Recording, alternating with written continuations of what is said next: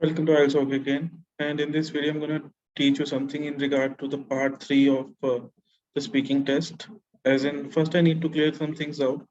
As in, why I display my results every time is just for the sake of you being confident about what I'm going to teach you. I want to create awareness regarding some, sham English teachers on the internet who are actually delivering something erroneous, something wrong, and they are actually wasting your time and wasting your money also. So be aware, as in, you can read their about sections and you'll get to read, I am helping students who is, as in, what kind of English is that I do not know. So that's why, as in, so that you get to know this thing that you should be learning from someone who has learned something that he's going to teach you. Be very, very careful. I used to work with someone, and once I had left that company, a common student of ours actually called him in front of me. She asked for IELTS coaching, and he degraded me by saying that he's an individual teacher, what he can do and what is there. Please compare us with the company. As in he was he knew that as in he could not compete with me because of the, of course, merit related differences, but he still tried to degrade me by saying that someone who has certificates, someone who has merit is not a capable teacher.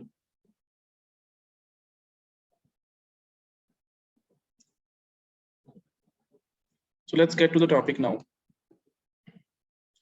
So what happens is that in part 3, actually you are told to discuss something, and that discussion is actually related to the topic that you have spoken about in the second part.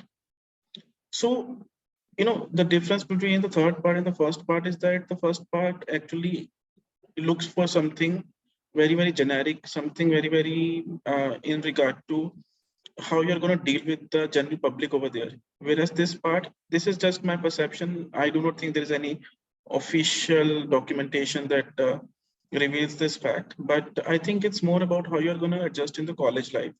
So try to discuss these questions, as in try to as in, what my philosophy regarding the speaking test is that you should be speaking until the examiner stops you in any question. As in, that's what I have done in my 3 tests, and in 2 I've gotten an 8.5, in 1 I've gotten an 8. So try not to be any sort of reticent, any sort of shy. Be free, as in, it's if the examiner wants to stop you, he will stop you. Why to worry about the stopping point? And there's no task response in speaking, so you don't have to worry about the starting and the ending. So fuck it. Let's see. As in, now I'm going to give you some sample answers, but they are not the only answers that are right. You should be, as in, before seeking my help also, this is no rocket science, and I am not a landowner on only this business. I can do many other things, and even if on a day, no IELTS student needs an IELTS teacher, I think that's going to be the best day ever, because as in that's going to be something that's actually a testimony to an upgrade in the education system. But it's okay. Let's succumb to the current state of affairs and let's do the questions. So high scoring part 3 is sponsored by Sudhir Chavda, the tick you see on the screen right now. So let's see the first question. It's about online reviews. Okay. I'm tired, so it's taking me time to read things, as in it's, I guess, what's the time?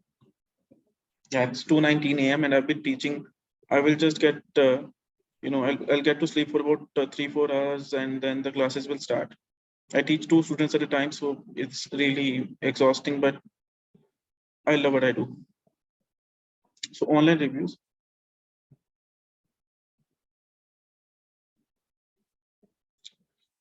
The first question, I think they write online reviews about anything. Actually, people in my country are very open about, giving opinions, and I'm one of those. I'm a big asshole in that regard also. So it's all about how the services were. It could be equipment, it could be food, it could be the hotel, it could be in regard to something, a service that is provided in the, abstract sense is also maybe a spa or something. So they write reviews on Google or other, I would say, review platforms in drops. They would be, critical about the minute parts, and they'll be critical about the outer structure also. So people in my country are all about reviewing the reviews also, as in they could be a film review written by a person and they would write a review as in regard to how the review was. So review kings here.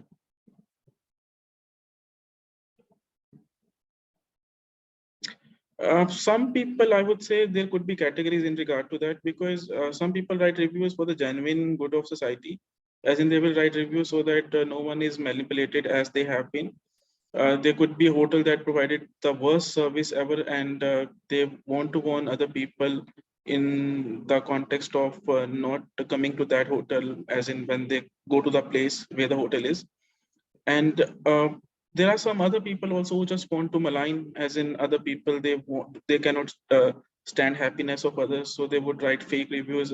And there are some sycophants also, some people who are there to please their bosses. So as in I work with a company, and that company used to write reviews using the mobile phones of the drivers, as in so that their image is shining in the outer world. And also some people try to kiss the ass of their bosses and all, and they will write positive reviews for maybe peanuts or maybe penis.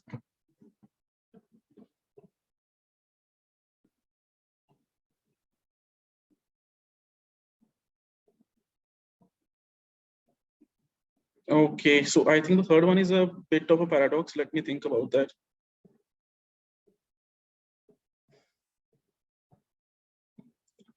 I think it's curates for both, I guess, as in it's both positive and negative for both, because for shoppers, for instance, the reviews that have been written by the sycophants, the pleasers, they could actually manipulate people into buying something wrong. And of course, there are going to be some genuine reviews also, and they are going to help you like God, because then you're not going to fall into the trap of the of buying a wrong product or something. But something that has been written to please the owner, or something that has been written by the owner himself using a fake ID, that's going to be a trap.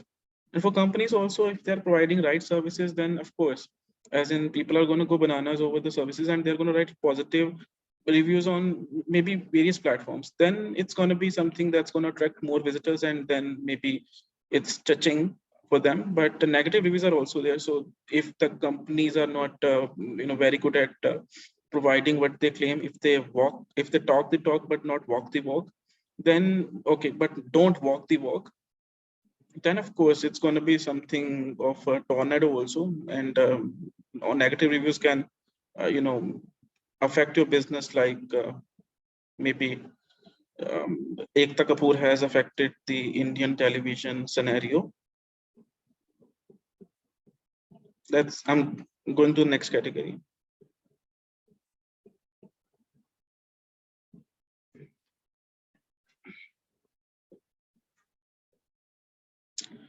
Okay, I guess it's going to be a job that requires a lot of patience, and you have to actually suck up to people. You have to listen to their abuses. You have to, because people in my country are not very, maybe in every country also, as in they are not, okay, let's not generalize it to,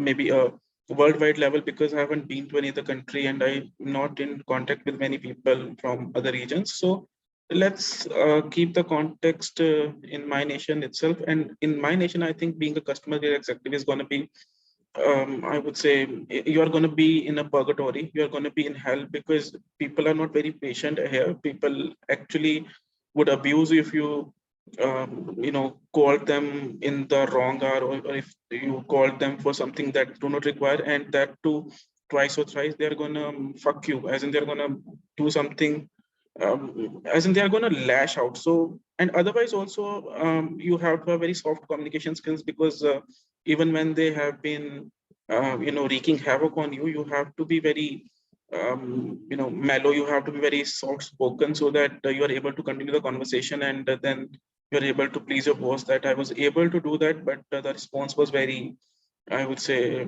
you would say, why would I say, I'm not a customer care executive, you would say as in a lukewarm.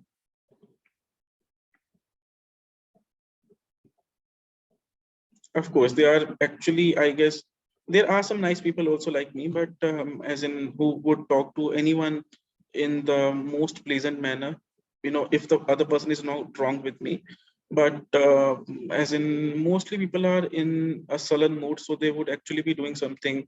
They would actually be saying something nasty. They would actually be saying, complaining about the smallest inconveniences, and they would talk about maybe my TV remote doesn't have this color on this button, whereas the other buttons have this color. So they could be, they would be going about those details that don't even matter, and there has to be reason for a complaint for them, and they will find a reason. Don't worry. And that actually has been because it's a vicious cycle. It's not their as in mistake also, because life nowadays is very harsh. Life nowadays is very, I would say, competitive, and that has actually changed our general attitude. So that's why we have become so morose, so grumpy, so sullen, that we kind of try to take that acid out on anybody we can take it out on. So do not call us customer care people.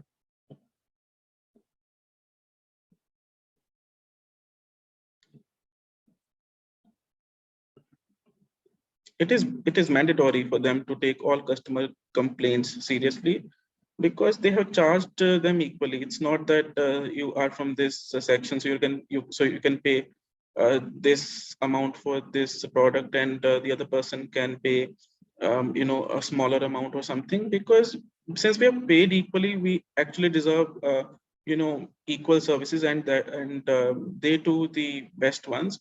And it's not about being taking seriously the so, complaints of a particular section who has maybe which has actually bought the most products from you. It's all about selling a product, and if it is all about that, and then it should be from the customer's perspective, it should be all about maintaining that product. And for that, the customer needs your services after the product has been purchased. So you should actually be anal about what the customer is grumpy about, whether he has bought the product worth rupees 10 from you, or whether he has purchased something that is worth maybe 1 crore or something. Because it's all about maintaining the integrity of this consumer market, and this consumer you know and seller relationship. Otherwise it's going to be you know as dirty as, I think, most aspects of modern life. So I think it's already dirty. Why am I being so preachy here? Fine. Thank you. Keep practicing part 3.